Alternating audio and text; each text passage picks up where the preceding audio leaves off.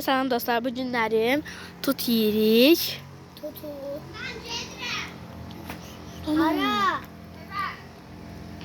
O sıra tuttuk ha. Ne ya?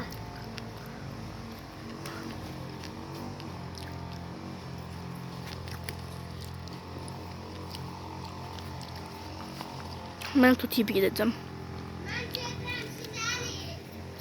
Bizim taze tutalarımız var. Bizim taze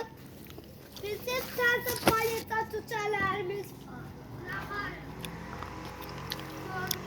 Çok paletaları.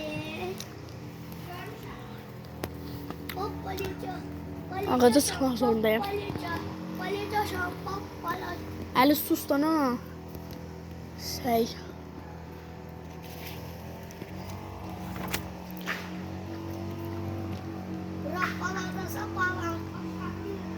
Dostlar, bura bizim qonşumuzun evidir. Qonşunun evindən də burada Seyf yoldaşım Muratçının evinin böyrüdür.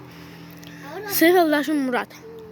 Baxırsansa, səni görmək üçün çəkirəm. Patarak yapmıştı.